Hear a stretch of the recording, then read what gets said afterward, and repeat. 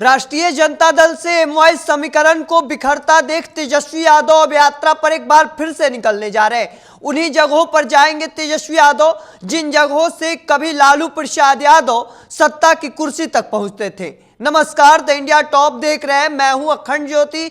देखिए, तेजस्वी यादव एक बार फिर से कार्यकर्ता संवाद यात्रा पर निकलने जा रहे हैं। इस बार उनकी यात्रा 15 दिसंबर से शुरू होने जा रही है और इस बार वह मधेपुरा, अररिया, किशनगंज, पूर्णिया के क्षेत्रों में जाएंगे। दरअसल यह क्षेत्र मुस्लिम बहुल क्षेत्र माने जाते हैं। इन्हीं क्षेत्रों के बदौलत कभी लालू प्रसाद यादव सत्ता की कुर्सी तक पहुंचते थे और ऐसे में एमवाई समीकरण को टूटता देख तेजस्वी यादव भी इन क्षेत्रों का एक बार फिर से भ्रमण करने जा रहे हैं। चूंकि बीते 4 सीटों पर जो उपचुनाव हुए थे, जिसे सेमीफाइनल बताया जा रहा था, उन 4 सीटों पर एक सीट पर बात कर ले, बेलागंज सीट पर, जहां एमवाई समीकरण पूरी तरीके से राष्ट्रीय जनता दल के लिए ध्वस्त होते दिखा। और ऐसे में तेजस्वी यादव इन जगहों पर घूमेंगे जब, चाहे वो पूर्णिया हो, किशनगंज हो, अररिया हो, मधेपुरा हो, तो उन जगहों पर सीधे तौर पर एमवाई समीकरण को साधने की कोशिश करेंगे। क्योंकि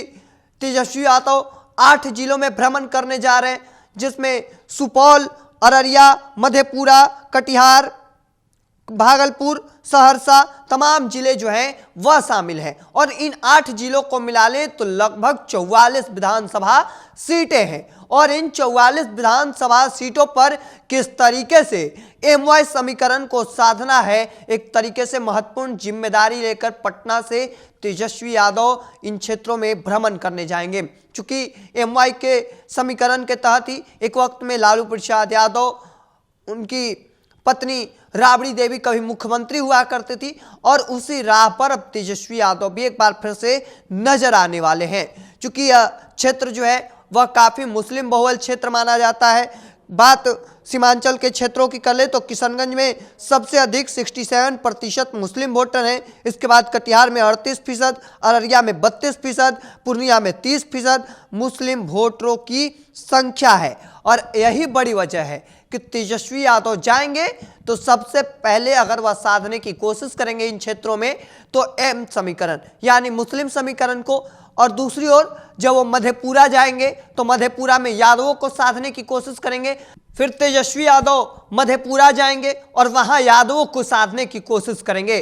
चूंकि एक कहावत कही जाती है कि रोम है पोप का और मधेपुरा है गोप का, और गोप मतलब आप समझ गए होंगे किन्हें कहा जाता है। और ऐसे में वहां पर यादवों के साधने की भी कोशिश करेंगे। तो चलिए, जो यह यात्रा है जो 15 तारीख से शुरू होने जा रही है, इस दौरान तेजस्वी यादव पूरी तरीके से अपने बिखरते हुए, जो बेलागंज में पूरी तरीके से ध्वस्त हो चुका था एमवाई समीकरण, उसे एक बार फिर से साधने का प्रयास करेंगे। अब ऐसे में देखना होगा कि इस तरीके से तेजस्वी यादव इस एमवाई समीकरण को इस बार साधने में सफल हो पाते हैं या नहीं। तब तक के तमाम हर अपडेट को देखते रहने के लिए द इंडिया टॉप देखते रहें।